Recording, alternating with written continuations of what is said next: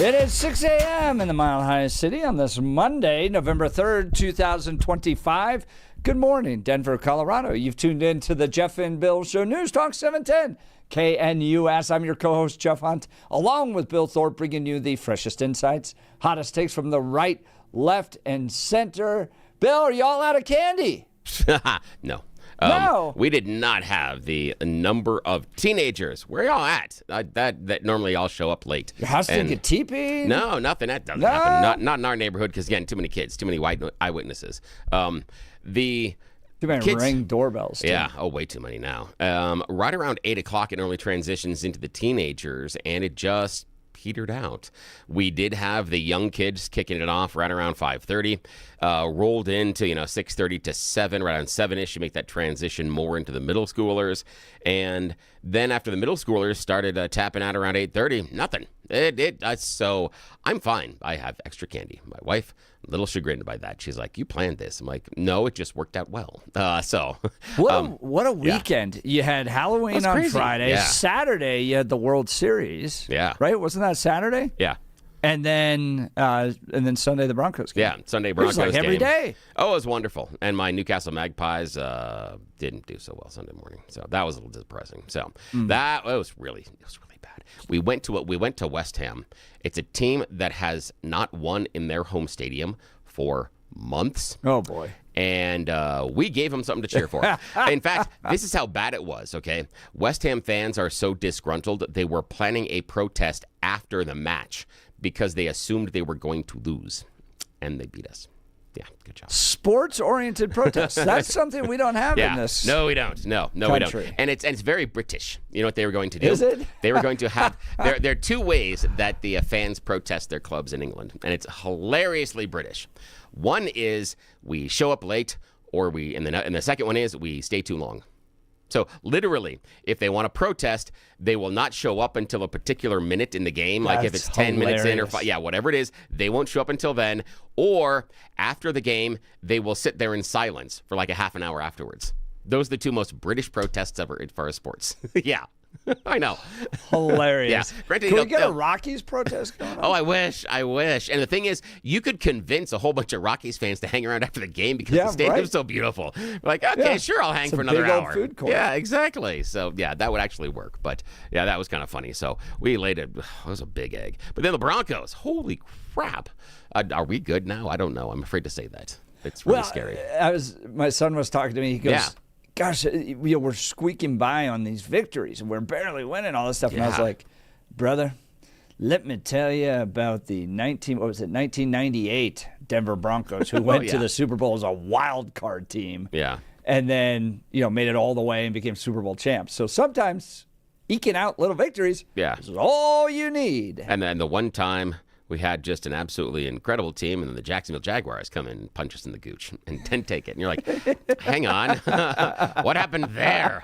The other part is that I always tell my kids that at the end of the season, nobody asks by how much you won each game by. Exactly. No one cares. It just is wins and losses. And as long as you win at the end of the season, as difficult as that is for when your team loses those squeakers, and we had some for Broncos fans earlier in the season, that's all that counts. Whatever happens between the two whistles at the end of the day, it is scoreboard and record. So whether you win by 45 or you win by 1, they all count the same when you're going to the playoffs. That's all you need. That's all you need. Text messages already coming in, 7201, just letting us know that King Soopers Kroger has moved their call center to India. My delivery order went missing and ended up having to call somebody that couldn't understand what I was saying. So they're going to call the White House. Talk to them about it. I guess you can call the White House. I guess and complain. So. I don't think they'll listen. But let me tell you about the leap from the text messaging Jeff and Bill show to calling the White House. Oh, yes. Yeah. If you think we got that much stroke, I appreciate it, but okay. All right, we got a lot to talk about today. No nukes, no nukes, no nukes. U.S. will not conduct nuclear explosions despite Trump order. We will give you the update on what Chris Wright said over the weekend on that. Colorado not sending SNAP data to the White House, despite the federal government requesting it. Then we're going to be joined in the 7 o'clock hour by the co-VP of Turning Point USA at Fort Lewis College. You may have seen the video of these kids trying to get Turning Point approved, Fort Lewis saying no. We're going to talk directly with the students from Fort Lewis in the 7 o'clock hour. Speaking of education, Amanda Thayer and Tatiana Sturm are going to join us as they are running for school board of the Cherry Creek High School, or Cherry Creek School District, not just Cherry Creek High School, but the entire school district. They'll be joining us in the 8 o'clock hour. And then, can you have an interfaith marriage? Does it work? J.D. Vance, his wife, do. A little bit of headlines coming after some comments he made regarding their interfaith marriage. Can you be married? Well, if you have different faiths. We'll dive into that in the 9 o'clock hour. So, lots to talk about, though. Now it's time for news and comment. Blake Olson. Blake Olson. Blake Olson, news and comment. Good Monday morning. 34 and clear and expecting a high of 56 today. News sponsored by Pastor Camp Heating and Air Conditioning at 303-777-1234 to learn more about special savings opportunities on Lennox equipment. Our top story. I think it's a lot of the rhetoric. Look, they call me a Nazi all the time. I'm not a Nazi. I'm the opposite. I'm somebody that's saving our country. But they call me Nazi. They have talking points, they have just talking points.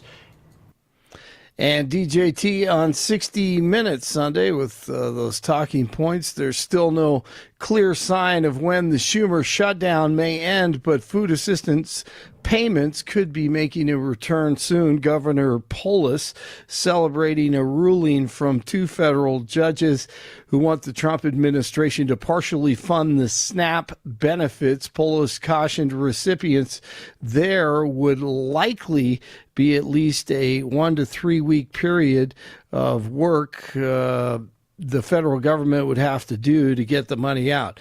The state legislature approved a plan to pump in $10 million of state money for SNAP recipients, but lawmakers on both sides of the aisle are concerned that it isn't enough. The judge's ruling comes after a group of Democratic states, including Colorado, brought a lawsuit challenging the Trump administration's decision not to use the contingency funds during the Schumer shutdown. All they have to do is vote for the CR. This just continues, just the complexity for no reason. Transportation Secretary Sean Duffy warning of more slowdowns and delays along with flight cancellations as air traffic controllers call in sick or work without pay.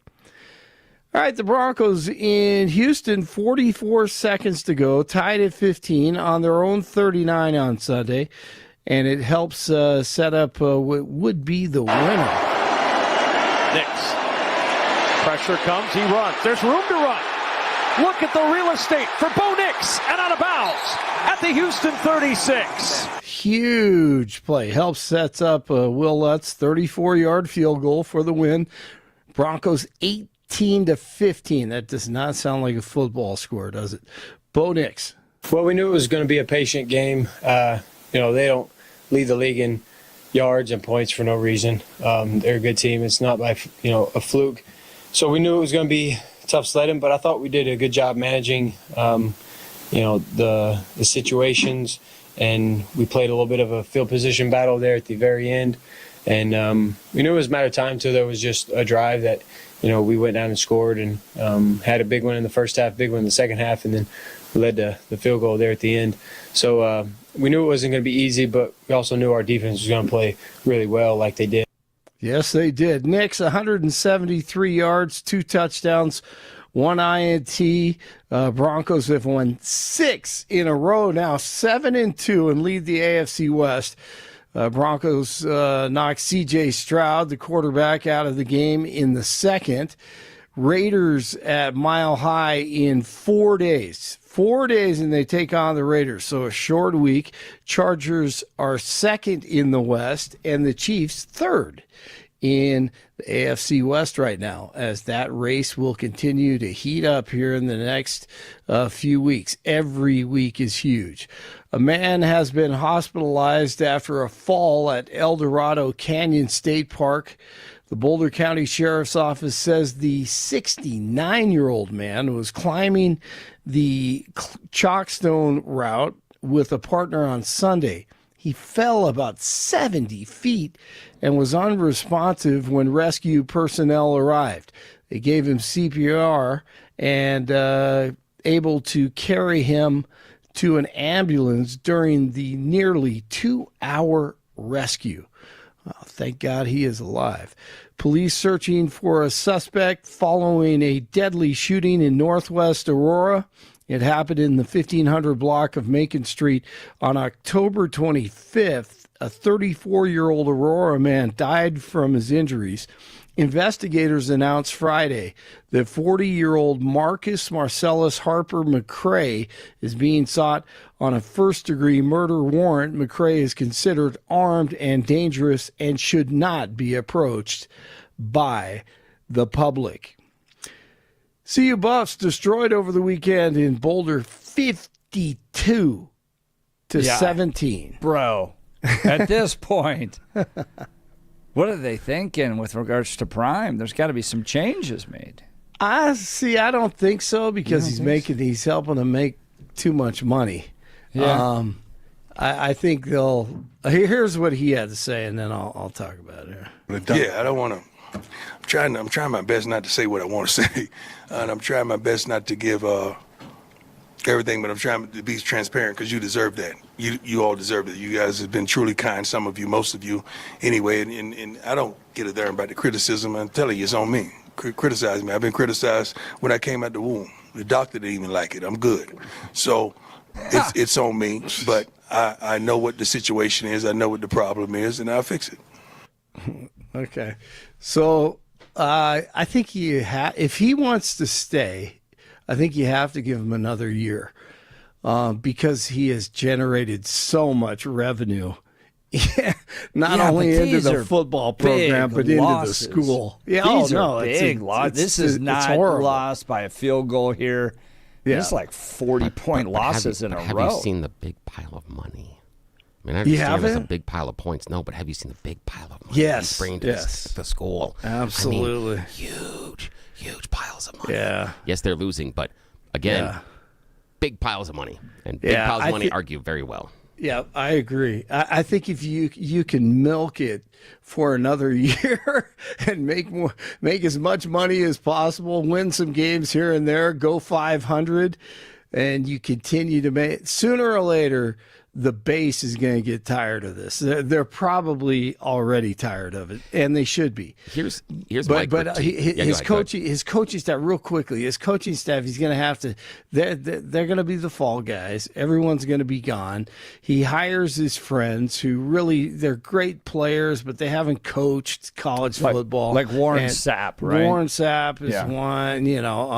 Marshall Falk, unbelievable running back. He's never coached football, man. Coaching football is 7 days a week, 20 hours a day. And I guarantee you those guys aren't doing that. Sorry, Billy, go ahead. No, that is exactly where I was going. That the large critique, if I was Deion's supervisor boss, if I was the head guy up at CU, I would be having a severe conversation with him about the people you are putting around you are failing you. And what I would tell him is, you are doing a good job being what we need you to be. The face, the voice, the focal point of the organization, but you can't coach offense and defense. And the people you are putting in place to do that are not serving you well. You need to do something else. This isn't working. And there are times, and we've all seen it over the course of our lifetimes, where people that are former players come in and are very good coaches. Then there are people that come in that are former players and are abysmal coaches and can't coach. And both things are true. And just hiring someone because they were a good player and you think they can do this, is not going to be well served. And if he hires his friends, it's much harder to get rid of them. That's the problem, in my opinion, that he's having. Hiring too many friends and people that don't have the ability to talk through their experience and to teach the kids. That's what they need to do. That's how it works. George Karl, great teacher as far as what to do, in my opinion, as far as basketball individually, but he wasn't a great player. But in Phil Jackson, the same thing. But there are others, Michael Jordan and Magic. Johnson. I don't think they would be good coaches. I'm not convinced they would be able to convey the type of one-on-one attention to detail that individuals need. And so I think that's the problem. Is it's Deion's coaching staff. Who he's picking to be around him is not serving him well. He's got to do a better job there if he wants to keep the job. Well, and don't get me wrong, I don't think he's a good coach either. But you hit the nail on the head. You hit the nail on the head. You're here to be the billboard. Yes. That is what, and you do a great job of that. Can I get that job? Yes. Oh, I know. It's a great job. I'd love to be a billboard. It's fantastic. It is wonderful because all he has to do is he has to be the personality. He has to be the face. He has to be the person that gets all the interviews. And he gets all microphones. Walk around to the boosters, shake some hands. That's right. Yep. Absolutely. And they don't know the difference. No, and you throw people like Sapp and Falk on your team in order to draw recruits, but you give them a minor position when they're coaching individual players and individual things. Marshall Falk should be talking to linemen. He should be talking to linebackers, and he should be talking to defensive backs about how to cover a running back. And then he should be talking to the running backs about what you see in pre-snap reads. That's it. That's what he should be doing. Warren Sapp should be specializing on individual technique to get around linemen. That's what he should be doing. He should be one-on-one coaching some of those defensive linemen. That should be his job. Shouldn't have anything else to do. And then you also get the aura and the halo effect of having those guys on your staff. That's it. That's all they should be doing. I have met very few great players who are willing to stay in the office and watch video for 12 hours, 2-3 times a week, and come up with a game plan and go through every period of practice, prepare for every intricate detail that you have to go through. And I heard something that Prime said, I can't believe I'm calling him Prime. Deion Sanders said, okay. All right. He said, the practices have been great. I think the practices have been great. That's the problem. Okay. I've heard very few coaches say, oh yeah, the practice, man, every coach leaves the practice field saying, God, it wasn't what I wanted it to be. It was a good practice. It wasn't great all week. We had some ups and downs, and you never feel prepared. Leading up to every Saturday, you still feel like you could use another hour of practice. And I just, it's a mess. It is a total mess. They'll have to throw all the assistant coaches under the bus and the coordinators. And then you keep him, try to, continue to make as much money as possible, go 500 or earn a bowl trip. And then we'll see what happens next year. But then again, he may say, no, I'm done coaching. And the thing for me is that when he says that, hey, we had a good week of practice and then get blown out in the game, that to me is an indictment of your practices and your ability as a coach, because you were on the field and everything looked fantastic, and when you showed up on the field against an opponent, you got the wheels blown off you. So whatever you were practicing during the week was mostly worthless. You guys could have stayed home and played Madden the entire time and probably could have lost by just as much. So how much time did you waste on the practice field trying to perfect things that weren't working? Saying that you got a good week of practice and then you get housed is not a good thing. That's like whatever you are practicing is wrong. Right. That's awful. They may want to start with tackling drills because I saw about 50 missed tackles in that game. I mean, it was a second or third play of the game, and there were three or four. That big wide receiver the that tight Arizona had. end, Yes, that big dude. Yeah. He just shrugged him off. He looked like he was Rocky playing in the halftime event at the Broncos Stadium when they're playing the little Pop Warner kids. I mean, he's just like shaking him off his legs, running by him. I'm That's true. Any of you? I mean, is it just what? We have the JV out there today? I don't know. It was not good. Hey, listen, speed kills. It's true that speed kills, but you also have to block and tackle. Yes, that is true. Wins. Yeah, that does. That is what wins. It's strangely important to tackle the other person with the ball. It's kind of important in the game. As even some NFL players were reminded of this weekend. That happened. I'm looking at you, Cincinnati Bengals. I'm looking directly at you. That's funny. Yeah, all of they decided not to tackle. End of the game. Good job, guys. Well done. All right, 35 in Westminster, 34 in Englewood, 36 in Denver. Jeff and Billy continue. It is Monday. Good morning. Blake Olson, News Talk 710 KNUS. The Denver forecast here on 710 KNUS this early Monday. Clear skies, temperatures right around 40 degrees as you start the day. For the rest of your Monday, expect sunny skies, mild temperatures near 65. Tuesday, sunny, back into the low 70s with lows down to 40. Weather brought to you by L&L Heating and Air Conditioning. For quick, trustworthy, and dependable service, call L&L Heating and Air Conditioning at 720-851-1691. Visit them online at bestdenverhvac.com. That's bestdenverhvac.com. You'll be comfortable with L&L. I'm day weather meteorologist Patrice Sutter in the 710 KNUS Weather Center.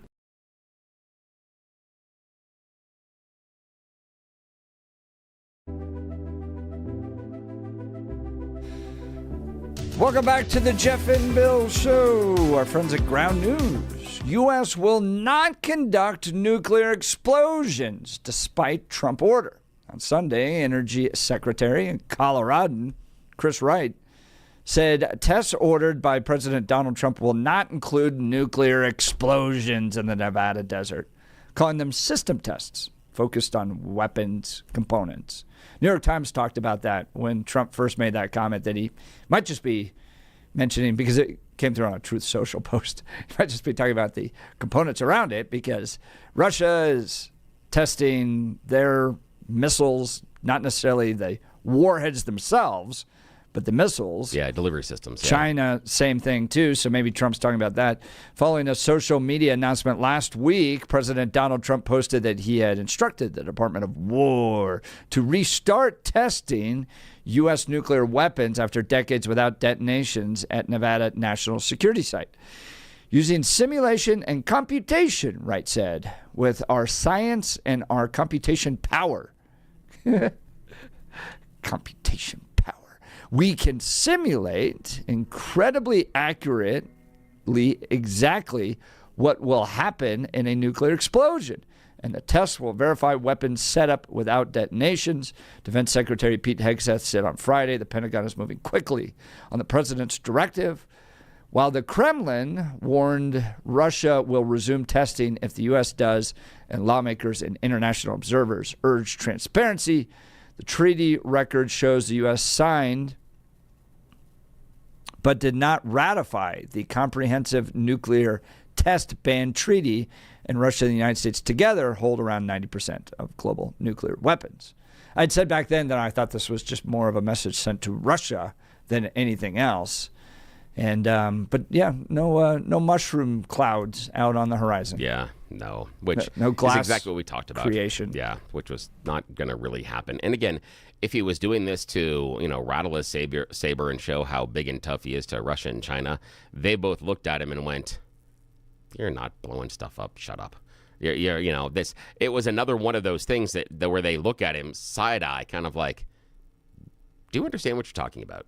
That probably you mean something else. Even though you're doing this thing about testing the nuclear weapons, probably means systems and other stuff, and that's fine." And also, I'm sure that both Russia and China went, "You haven't been testing them?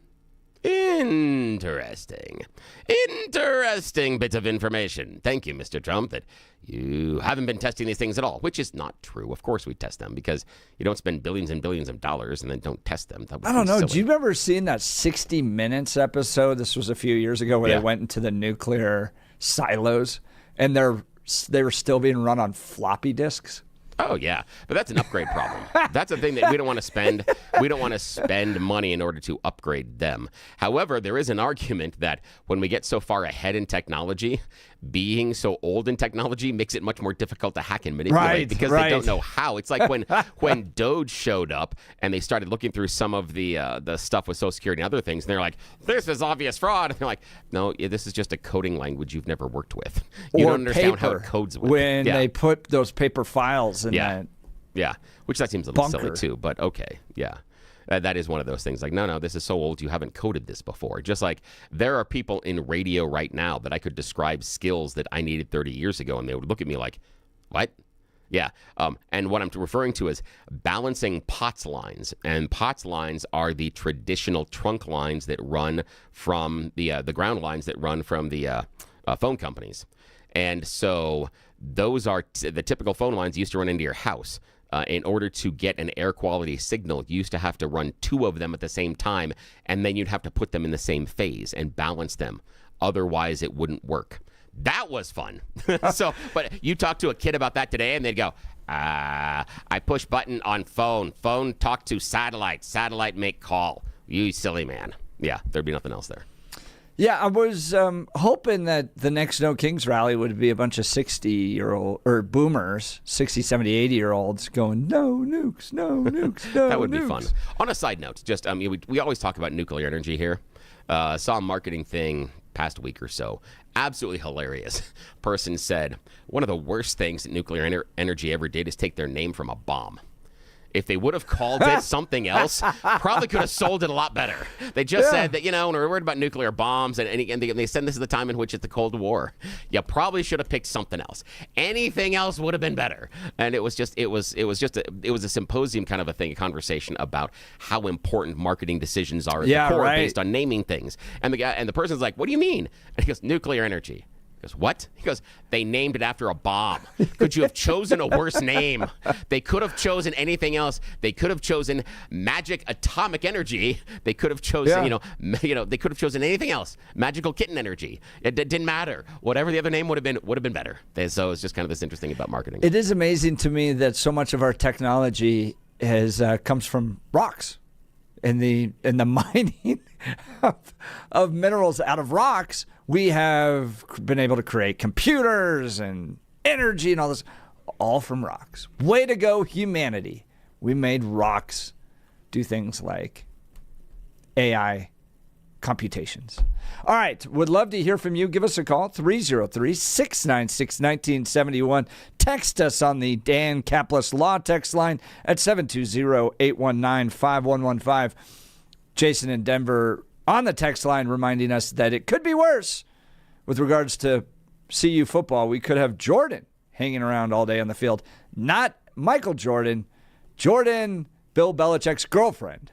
Yeah. At least you didn't make that bad move. I mean, at least there is another worse celebrity coach out there. It makes us feel better as CU fans. It makes you feel better. That's right. All right, let's talk Black Eyed Pea of Colorado, locally owned and run by Steve and Michelle. I love this restaurant. I took my daughter, who's 16 years old, to Black Eyed Pea the other day, and she was so happy. She was like, Dad, this is the definition of comfort food. So she was thrilled. She got one of the spuds there.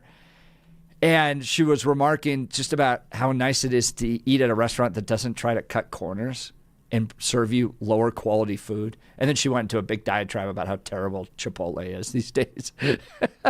But she's like, Black Eyed Pea, it's just quality food.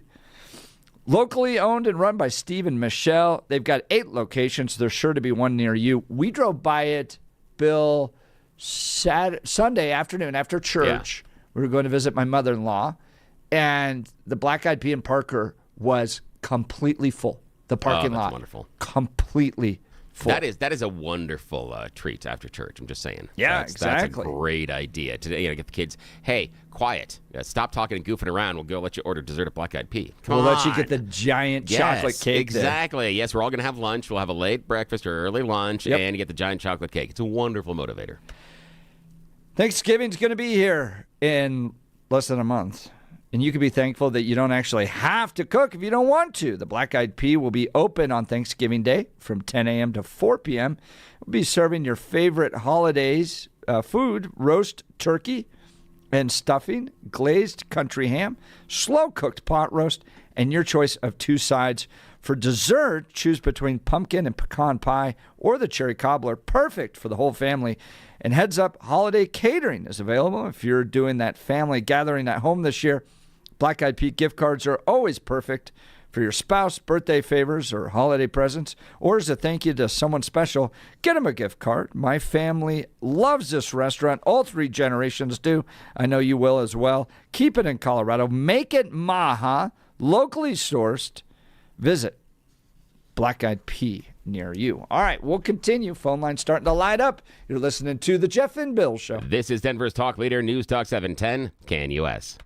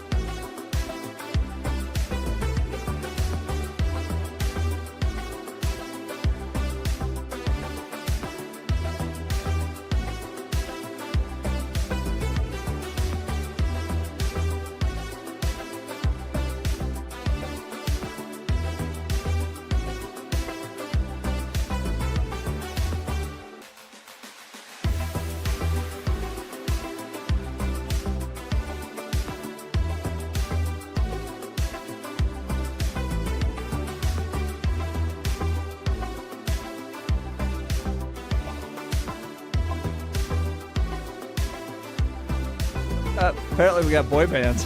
That's like to kick off the show.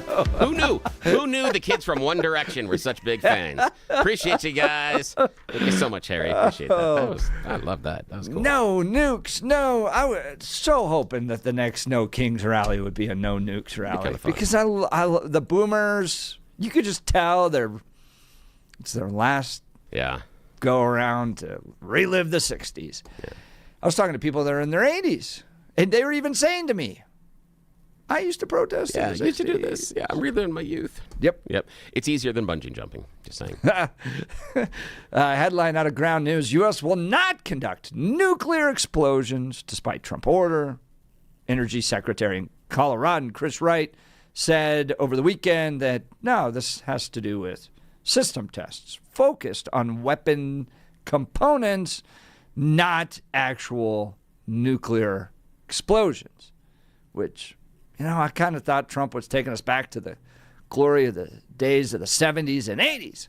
We showed those Soviets who's the boss and has the bigger explosions. But no, I guess not. Just the components. Let's go to the phone lines. Tony in Littleton. Good morning, Tony.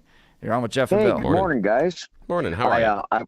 I was kind of cued by your comment about the floppy disk that they still use, and that is indeed true. But this year, there was a plan to do overall maintenance for the land-based ICBMs. And I remember the military spokesman saying, hey, these were set in the 50s and 60s, and, you got to do repairs to the silos and so forth. And but unfortunately, that $1.2 billion was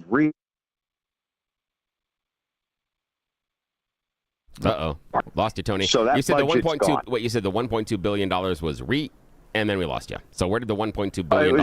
Hopefully into our accounts. Oh darn, not our accounts. It was Can you hear me? Yeah, I got you now. It was reallocated to do the work to convert the plane from Qatar. So that budget is gone and delaying the maintenance program. So, it's just ironic that it's coming at this time that now they're saying they're going to test systems when they were really going to do maintenance to all those systems this year. So it'll be interesting. You follow that story, you see where that goes. Well, and we're also building new things like the Golden Dome.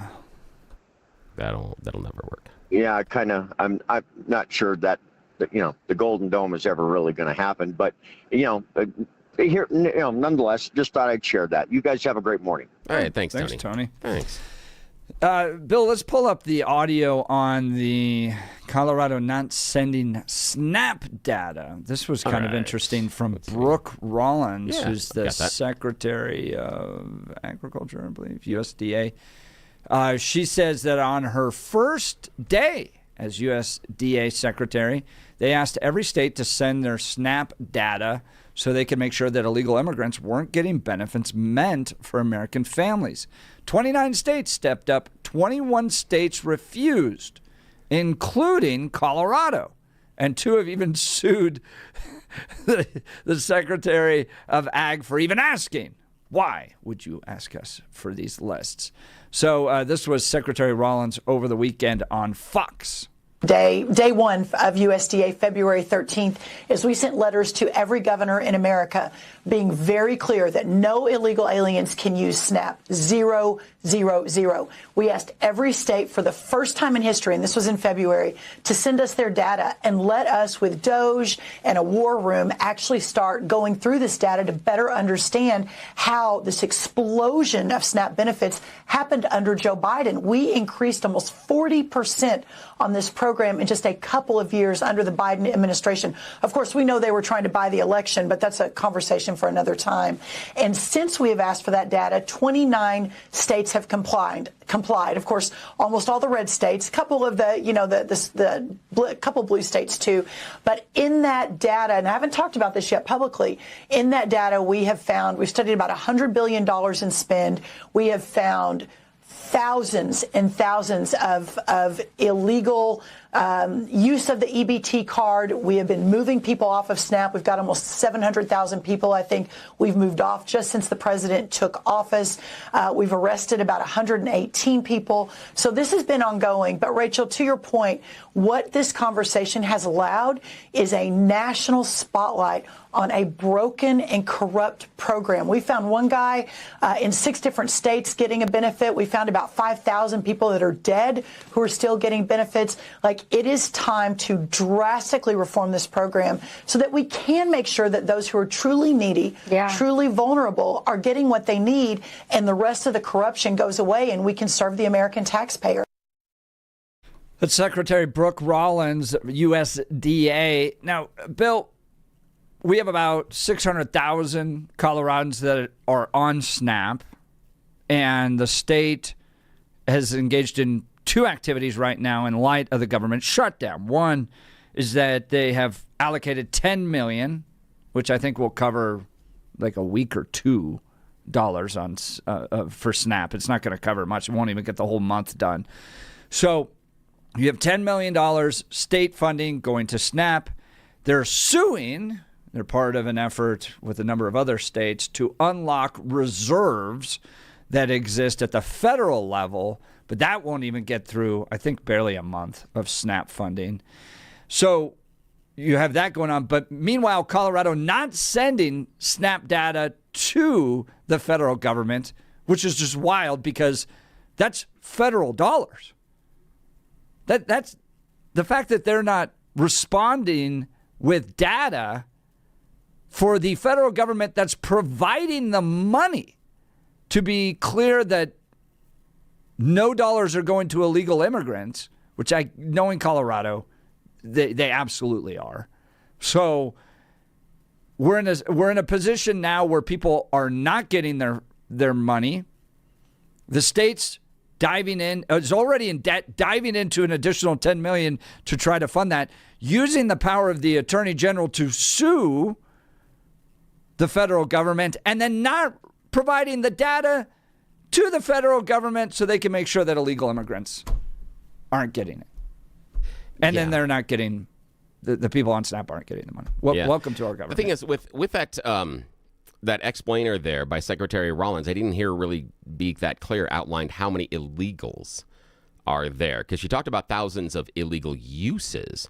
But those aren't illegals because we can have American citizens that are fully qualified using them illegally. Correct. And that's who she details out. Yeah, but not but illegal 21 immigrants. States haven't. Yeah, but again, this is the idea, though, is if the idea is we're finding all these illegals that are getting this, that's not what the numbers are showing. And she also says they don't have the numbers. But they don't have the numbers. No, she said already they found not a bunch of illegals. And that's all I'm talking about. In red states that are already going to make sure that illegals aren't getting SNAP. It's the 21 blue states. But the other part is she talks about a 40% increase.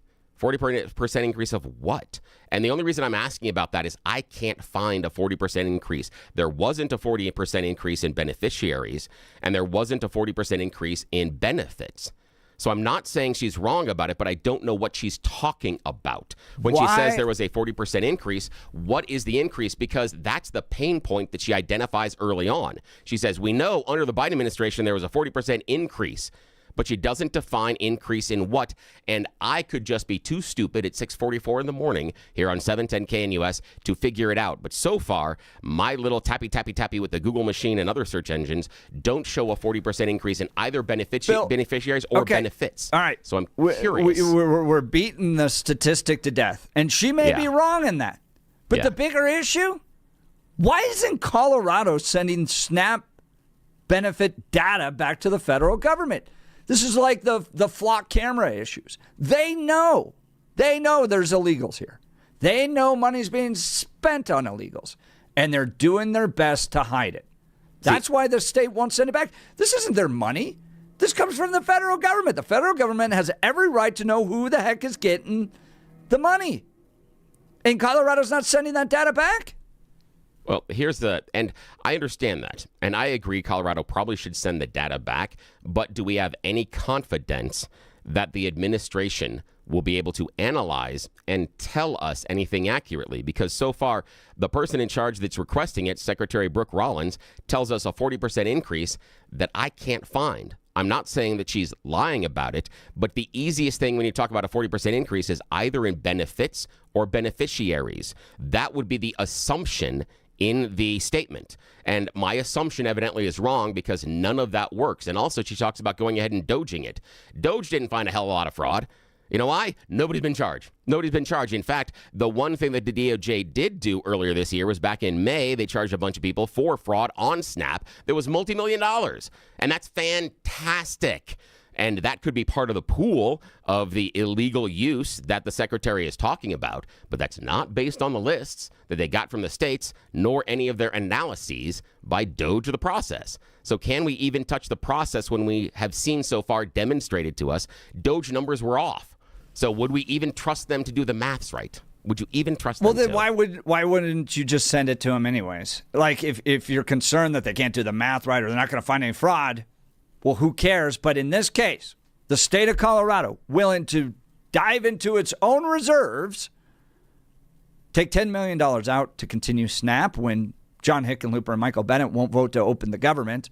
They're willing to send their attorney general out to sue the federal government to open up their reserves.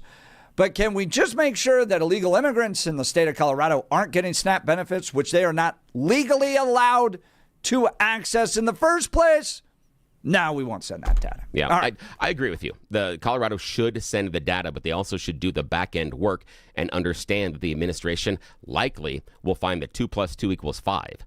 And they better be able to demonstrate on the back end, no, the interpretation of what you think is illegal or an illegal alien might be incorrect. But I agree with you. They should send the data. There's no good reason to not send the data, even if the White House administration can't figure out what 2 + 2 is. 6135 texting in. What is the amount each month on SNAP? Well, it's based upon circumstances, but Bill, we looked that up. I think it's it's about $83 a week. $83 is what, per person. And that's households. Normally, it's 83. Yeah, households is normally around 83. Household. I think so. I think it's 230. It's like 300 something. Yeah, I think it ends up being about $83 per household is what it ends up in on average. But I will look at that again and we will correct if necessary. Jacqueline texting in. Good morning, fellas. Your subject right now is what I was talking about last week. They're going to have to investigate and go dig deep for the numbers. Jacqueline, you are exactly right. Monthly household benefits average $356, which would be $80 and change. Average person is about $190 a month. $190 a month. Yeah, that would be person, but households would be about $356, which would give you that number we're working with last week, which is about $82 a month is more or less what we're not month, a week, sorry. Yep. A week. So again, yeah. Join the conversation. Would love to hear from you. I think Colorado is trying to hide the numbers. I think they've been giving SNAP benefits to illegals. Look what the city of Denver did. My goodness, they spent taxpayer dollars on 6 months of apartment living. For illegal immigrants, they provided lawyers and workforce training and even their own debit cards from the city of Denver. We also provide education, health care for illegal immigrants in this state. So the idea that we're not providing SNAP benefits, give me a break. Of course we are. And the reason they don't want to send this data back to the federal government is they know they're going to get caught. That's why all these blue states are hiding this information. Give us a call, 303-696-1971. Text us on the Dan Caplis Law text line at 720-819-5115. We got You Choose the News coming up. You're listening to The Jeff and Bill Show. This is Denver's Talk Leader, News Talk 710, KNUS.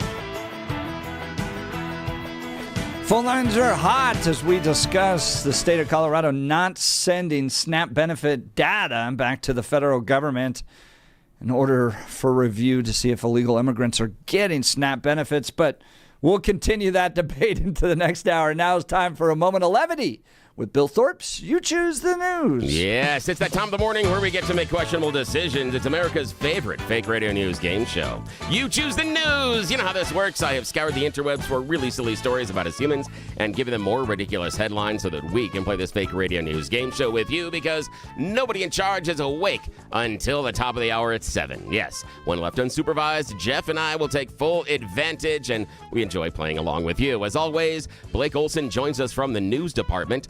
Gentlemen, here are your choices this morning. Headline number 1, that's Mr. Rocketansky to you. Headline number 2, spare parts. Headline number 3, is it a good shrubbery? And headline number 4, not a joke. Despite the Bill, other headlines. Did you say spare tire? No, spare parts. Spare parts. Yeah, spare All right, parts. I thought you were talking about my spare Yeah. tire. No, that's me. Yes.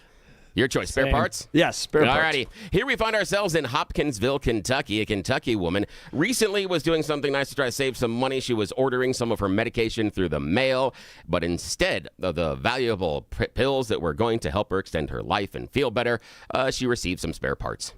Particularly body spare parts. Yes, when the woman opened the package, she discovered arms, fingers. Good Yes, night. Arms, multiple, and fingers, multiple.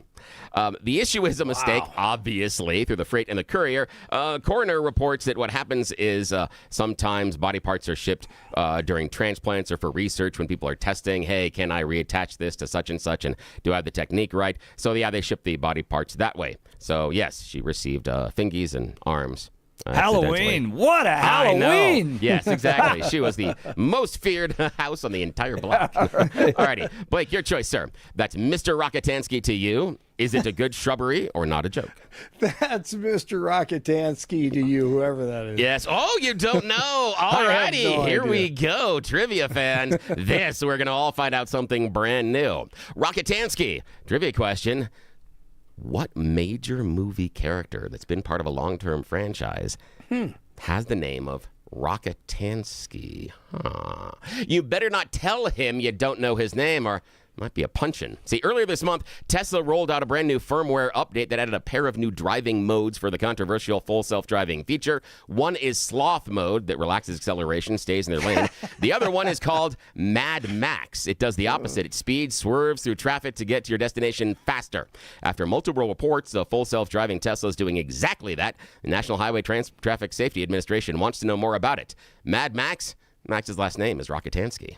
Now, here's the deal, yes. In fact, Mad Max mode is not entirely new. They beta tested it in 2018, but they did not roll it out because of a widespread public outcry. The issue being this, that Tesla seems to be programming the full self-driving to intentionally exceed the speed limit, change lanes in ways that you shouldn't, and also weave through traffic in ways that are unsafe. If they're programming their car to do this, they're programming their car to break several laws. That may not be legal. This is breaking the law. This is also the idea of Tesla having dozens of complaints of the EVs running stop signs, crossing oncoming traffic when operating under full self-driving. In fact, there's even a robotaxi crash that is rumored to have happened in Austin recently, and Tesla's not sharing any of the data. Alrighty, final choice this morning. There's a Beavis and Butthead episode coming where they turn on that mode. Final choice, Jeff. Is it a good shrubbery or not a joke? Not a joke. Yeah, not a joke. Group of researchers studied which language is best understood by artificial intelligence, and hold your Polak jokes, it's Polish. The team of research tested how well several major AI language models operated using different languages. English only ranked 6th. Polish ranked number 1. Chinese, near the bottom. Very complicated. Alrighty, that's it. Back to you, sir. All right, we'll continue the debate. Plus, we're going to talk with Fort Lewis College. Turning Point USA chapter denied there. You're listening to The Jeff and Bill Show. KNUS.